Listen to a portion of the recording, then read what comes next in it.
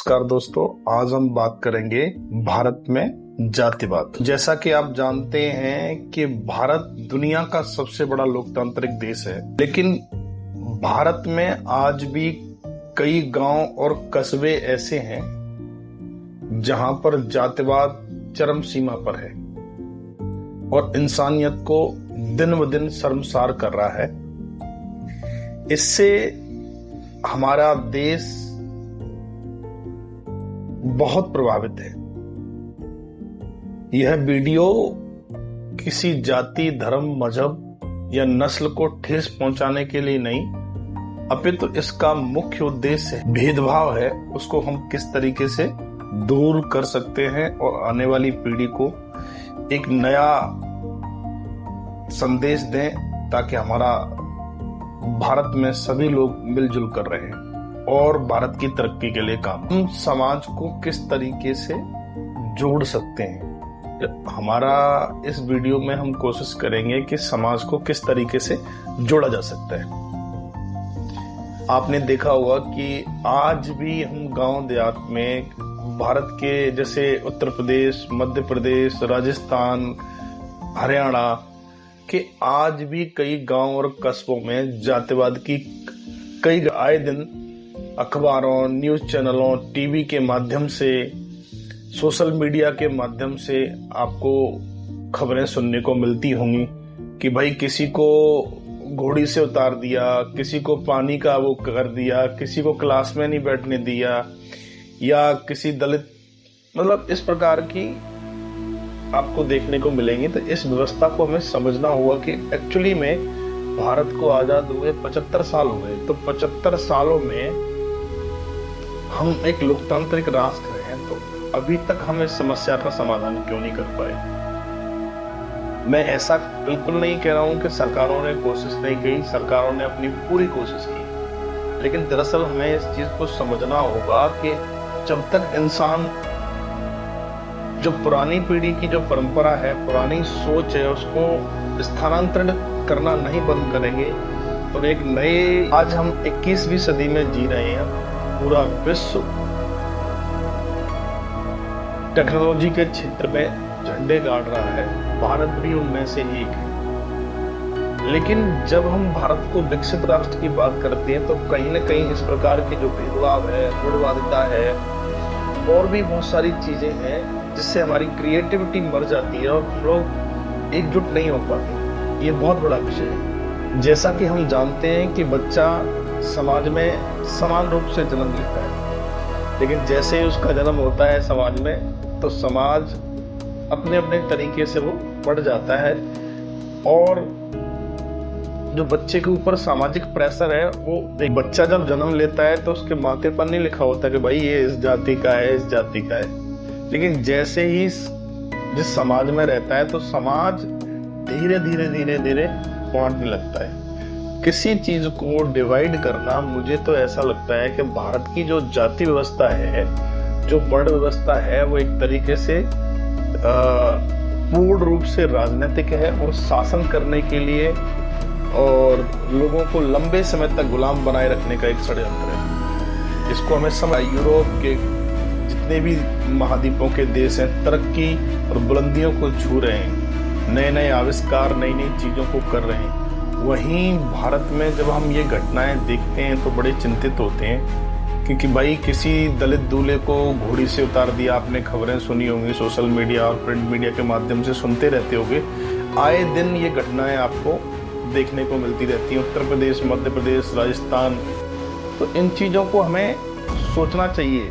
सरकार भी इन चीज़ों को संज्ञान में लेती है और उसको दूर करने के लिए कोशिश करती है। जाने से, घोड़ी पर बैठने से, शिक्षा में, मतलब स्कूल में उसको अलग बिठाने से, पानी का घड़ा छूने से, या कोई सार्वजनिक जो चीजें हैं उनको छूने से, जबकि हमारे संविधान के अंदर पूरी तरीके से हमारा मौलिक अधिकार है कि इंसान कहीं भी जा सकता है, सार्वजनिक जगहों का प्रयोग कर सकता है, लेकिन फिर भी लोगों में ये अवेयरनेस आज तक क्यों? और अंतरजातीय विवाह होने पर भी लोगों की हत्याएं कर दी। 21वीं सदी में जहां पर भारत बुलंदियों को छू रहा है, लेकिन हमारी इस घिसी पिटी सोच की वजह से हम इंसान और इंसान के अंदर भेद करते हैं और उनके साथ दुर्व्यवहार करते हैं, भेदभाव करते हैं, जिससे उसे बड़ा ही अमानवीय फील होता है। उस व्यक्ति को जिसके साथ जातिगत या किसी भी प्रकार का कोई भेदभाव किया जाता है, तो उसको लगता है कि वो व्यक्ति आपके समाज का हिस्सा ही नहीं है, यानी कि उसे मनुष्य होने पर बहुत गिला दिया, स्कूल के बाहर स्कूल में नहीं जाने दिया। तो इस प्रकार की जो सोच है, किन लोगों ने ये चीज फैलाई, ये सबसे बहुत बड़ा गंभीर विषय है।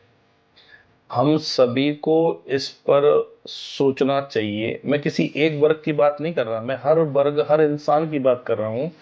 क्या हम इन चीजों को अगर आगे लंबे समय तक लेके जाएंगे, जाति व्यवस्था को, तो क्या इससे हमारा कोई फायदा होने वाला है? मुझे नहीं लगता कोई फायदा होने वाला है। मेरा ऐसा मानना है कि ये कुछ कमजोर लोगों ने ताकतवर लोगों पर हुकूमत करने के लिए और उसको कंट्रोल करने के लिए ये व्यवस्थाएं बनाई जाती है, बनाई थी। उन्हें लगा कि ये बहुत ही ताकतवर लोग हैं, तो उनको किस तरीके से बांटा जाए, तो लोगों को डिवाइड करके उनकी ताकत को बांटने का काम किया है। आज भी जब हम गांव देहात के अंदर जाते हैं ना, तो हमें अलग से पता लग जाता है कि भाई ये उस वर्ग के लोगों का मोहल्ला है, ये उस वर्ग के लोगों का मोहल्ला है।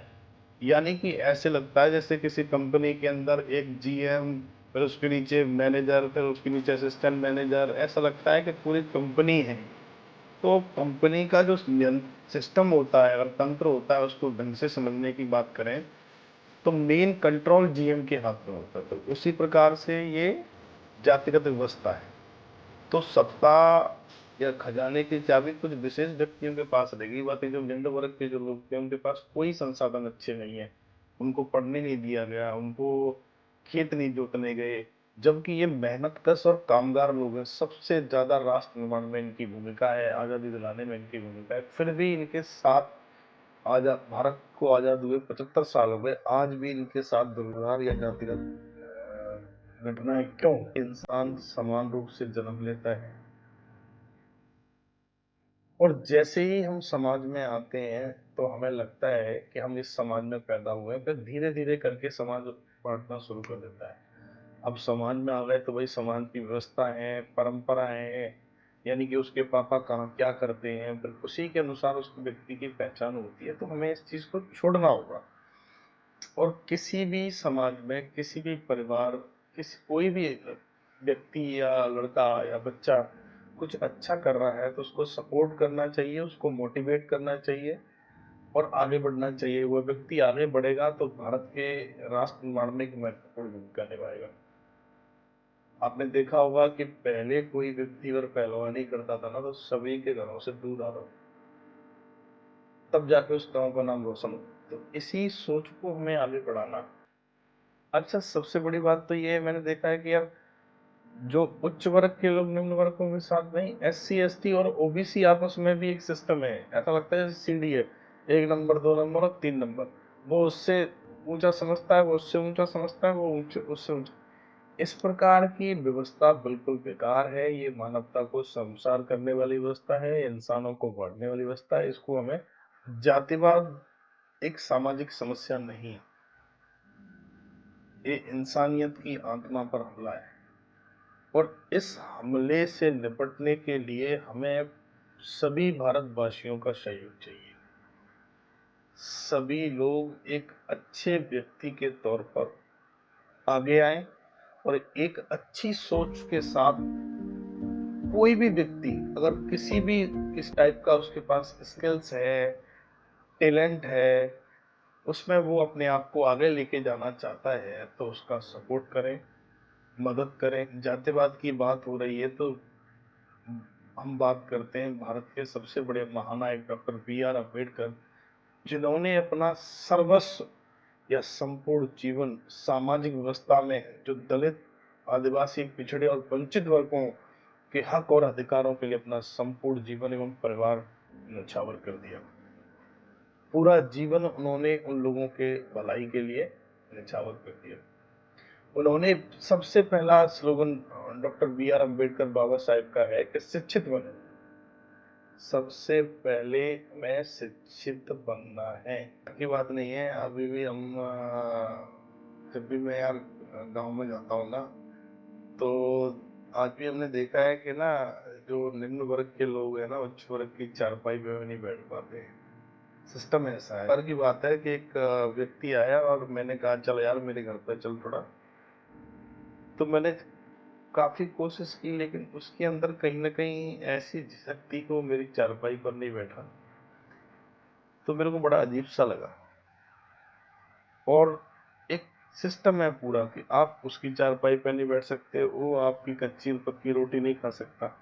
तो मेरा मानना है कि हमें अब इन चीजों की शायद मुझे नहीं लगता कि कोई जरूरत है।